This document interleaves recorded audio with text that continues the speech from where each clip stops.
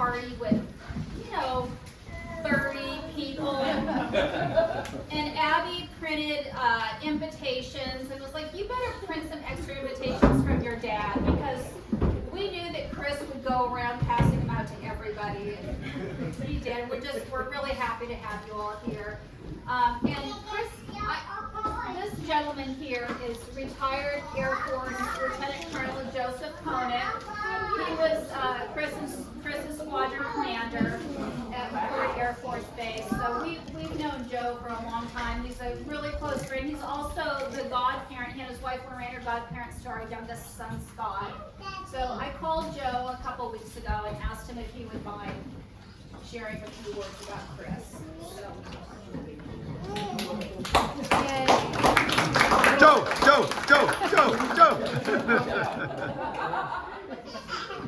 My wife Lorraine and I first met Chris and Sherry and Allison in the summer of 1988.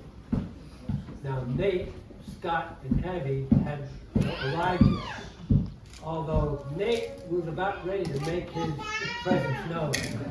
And if you remember that flight, that Golan spouse flight, where I was so concerned about you getting on that airplane, I had the flight surgeon get you the okay. Well, I was not only concerned about her and her baby's well-being, but I was also worried about having a unscheduled airdrop on my head. I was 37 weeks pregnant. And I was like a real nervous grandparent. Well, in July of 1988, Lorraine and I were assigned to McCord Air Force Base outside of Tacoma. And I was to be assigned to the squadron. My memory card is full. My memory card just. Now, Chris was one of the bright, young, highly talented, very experienced pilots in the squadron, who, along with the likes of Jeff and Bryce, made up the core of the squadron. And in my capacity as a squadron commander, I had the occasion to sit Chris down for those career counseling sessions, where I would attempt to expound upon his virtues for making the Air Force a career. And Chris, being a dutiful, polite young man, would listen to what I have to say, hang on every word. Ain't gonna happen. He was not going to have anything to do with it. He had no desire or intention whatsoever to make the Air Force's career. He had his mind, heart, and soul set on the airline. And going to Delta. And so he did. In, I guess, November, December of 1989, Chris, Sherry, Allison, and now Nate, Abby and Scott had not arrived yet, made their way east to Atlanta to start their career at Delta Airlines. So that was not the end of our association. The beginning of 1990, I had a decision to make.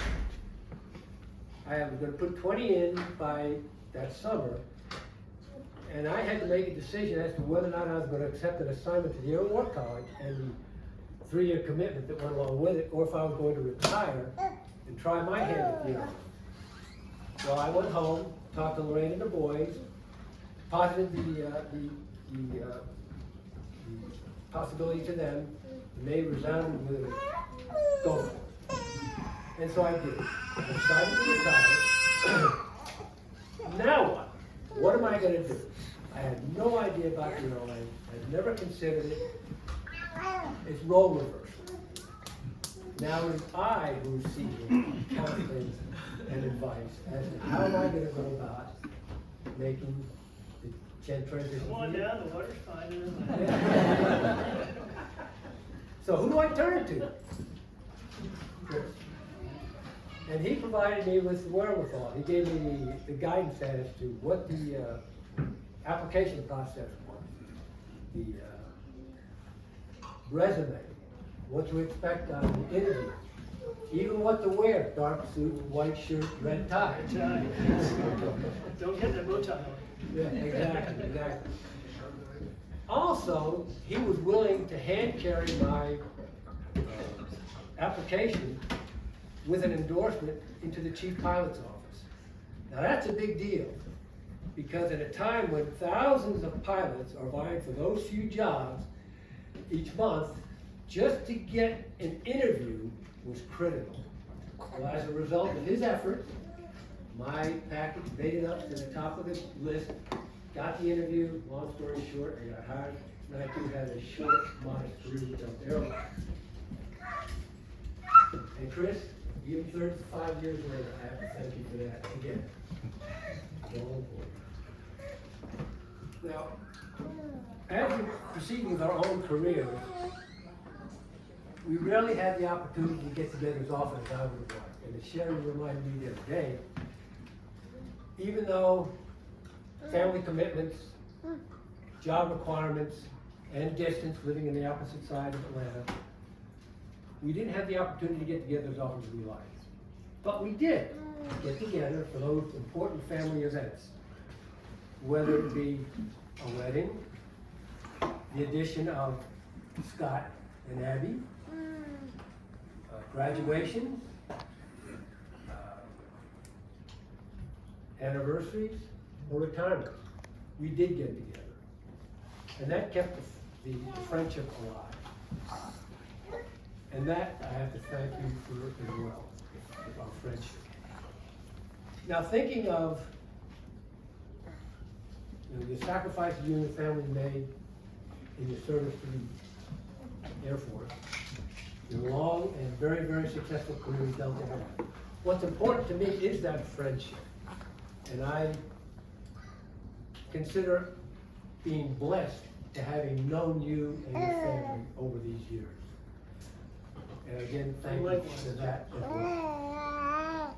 And as we would say before every flight, at the beginning of each new adventure, Chris, Sherry, welcome aboard.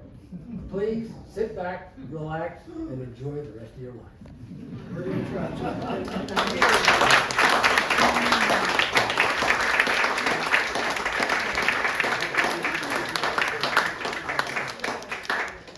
So I'm a pilot, not a trained public speaker like Joe here with the Air War College and did like classes on that.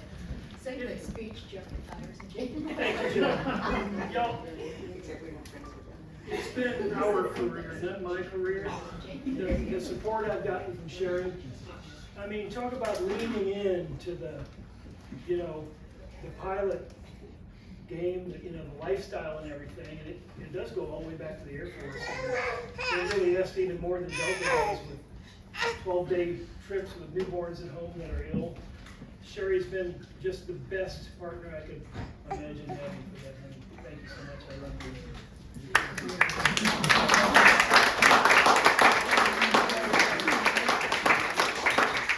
And by the way, this is such a nice mix. We've got kids from the old neighborhood, old Air Force, acquaintances, classmates.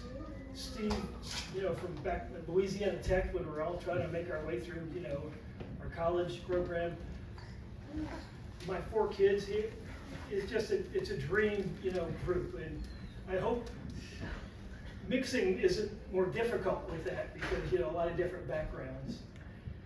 Our 4 kids, it gives us meaning to, pursue a long, winding career that's flying at Delta. Allison, our oldest, making these cute dresses with little jets on them and when you're wearing them. Nate, my son, where is Nate? Nate joined us at Delta. He's our second child. Nate works for revenue management out of Amsterdam. Scotty and by the way, Kim's the mom of these 2 super cute redheads. Yeah, She ran off to keep Dee Dee quiet. Scotty and Laura down from New York are there. Really proud of them. And then of course the artist Abby. Here she is. We're so thankful. It gives us meaning for all what we do. Sherry, I got a couple of other notes here to say. I was lucky enough to have I mean, I think some Delta pilots are going to be a little bit upset because the very first water cannon treatment with fire hoses over the airplane that I have seen for an arriving Atlanta retiring pilot since COVID was our little 717 coming in from little old Chattanooga. Just wasn't going to take that much water. I owe to my nephew, my brother's son Josh, standing over there in the background. He is a flight superintendent, a dispatcher, that has some ways with the Atlanta Fire Department and got us that done. It was just so cool to have that as we came into Atlanta. And I think there are murmurings down at the Atlanta base for guys near retiring that they want to. Where's mine? You know, Josh, you may have a new part-time job. I'm not sure. We'll see. It's a one-off. Exactly. No, I have to give a shout out to the people that run Delta. It's such a complicated business. And we pilots are notorious for thinking it's just gas the airplane up, you know, grease the wheel bearings once in a while and it'll all work. It doesn't. I mean, there's so many people. We've got some flight attendants here, you know, they're the ones that keep people coming back to Delta. Pilots, of course, people that, like Bryce, you know, working, you know, in the background, but everybody, and Nate, you know, pricing the ticket. By the way, he's in charge of getting his $1 million in the airplane. Delta didn't do.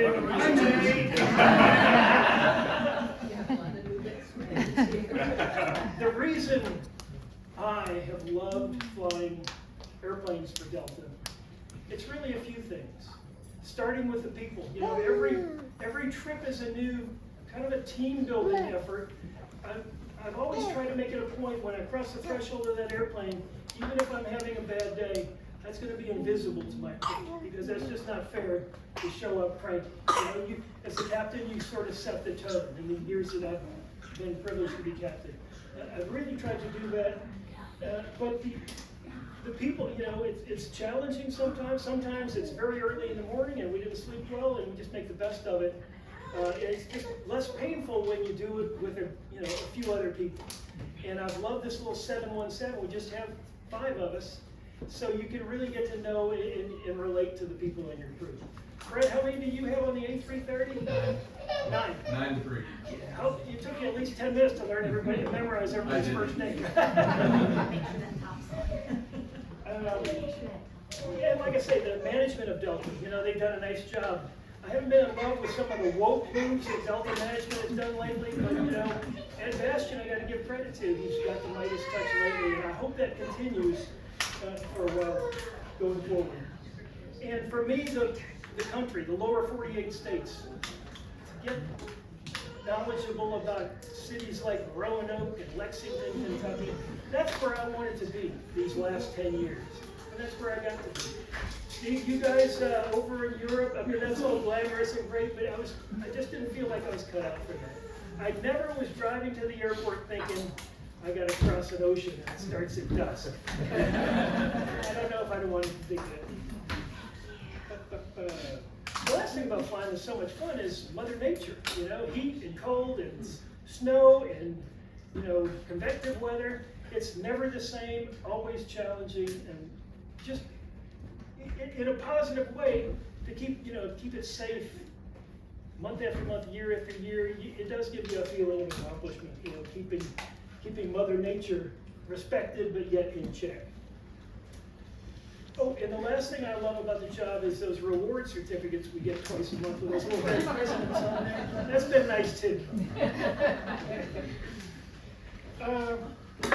Safe, on time, and comfortable. You know, we can be less than perfect on 2 of those things, but never on the safe side. So you know, that's what's always a challenge, and I've always tried to, you know, focus on that also. The age 65 issue. We almost, when I say we, us old pilots, you know, we love the job so much, we hate to leave. But Steve, a year or so ago, got kicked out the door. Now me. Fred, 3 months ago. I think in a way, maybe it's good that we get kind of forced onto that next phase of life, because I love this job so much. I would do it until they, you know, ran me off. So. And they did. John and Mary, John's been gone a few years, but now his son is a new Delta pilot, so there's some positives there. John, you made room for that boy here. So. My son wanted to thank you for getting out. He goes, tell Chris thank you.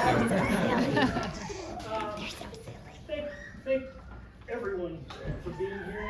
You know, this is exactly the kind of party Sherry and I envisioned. You know, with how hot the garage is going to be. That's a real worry for us. But you know, we can't control that temperature, and it's all turned out well enough with everybody excited. I had to excuse myself onto the spring porch for a while just because the noise level got so high. I couldn't hear what people were saying, although I did just continue to nod. Sherry. To whoever put the Mile High Club sign in our bedroom.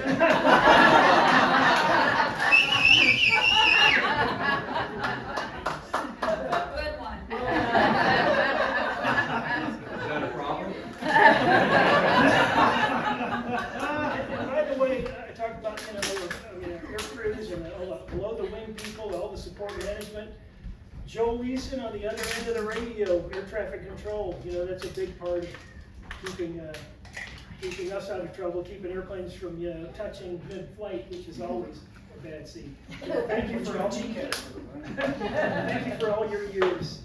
And I could go around the room and point out, you know, just how many people are a part of that. So thank you all for coming. You're all great people. We get a little bit like, you know, we want to present a good part, but you know, then I look at the guest list, it's like these people are all low. Everybody can handle a hot garage or, you know, a Chick-fil-A sandwich instead of the quality that your retirement party was provided with. So thank you everyone. All right,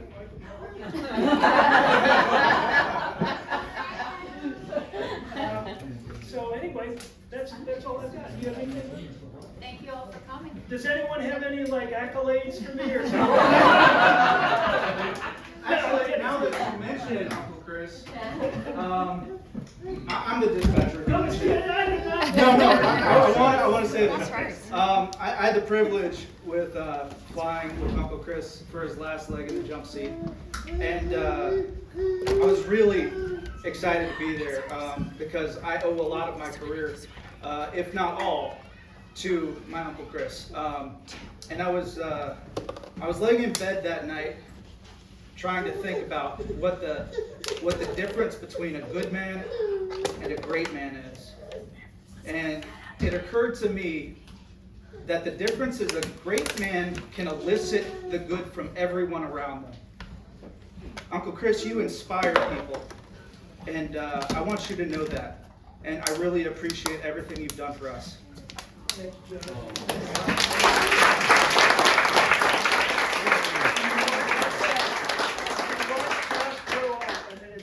It's always been a hoot. Josh getting after it, coming of age, and thank you, Josh. And Josh is that flight dispatcher down there that keeps an eye on. I mean, he's the eyes and ears of the whole worldwide operation. Very, very important and critical job. Thank you, Josh. Thank you. So, anyway. And you're still flying, you're been flying. Absolutely. If it's good. And short. Well, my name is Steve Weber. I was Delta pilot. We go way back. We went to school together at Louisiana Tech Professional Aviation Program. So that's how far back we know each other. And I retired about a year and a half ago after 37 years at Delta. So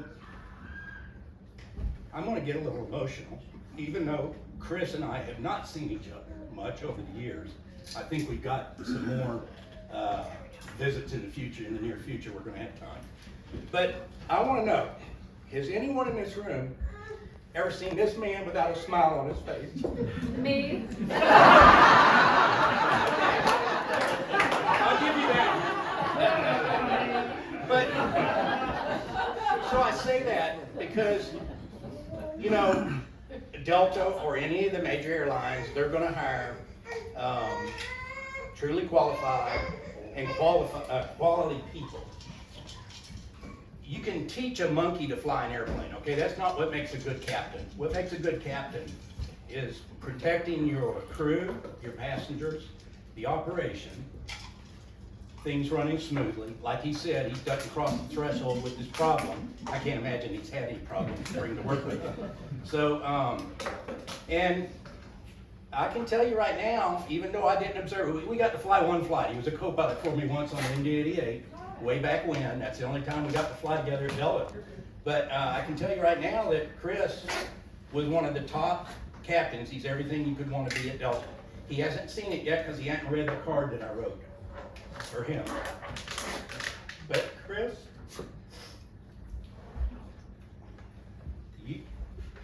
your picture needs to be shown to every new hire class and every in command, which is what every new captain at Delta goes to.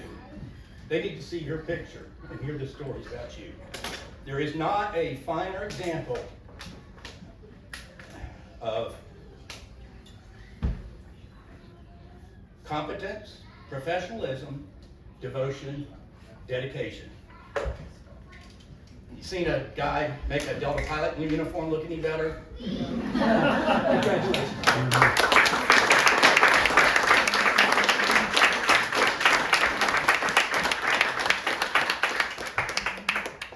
So, Can I say something too? you ask these people around.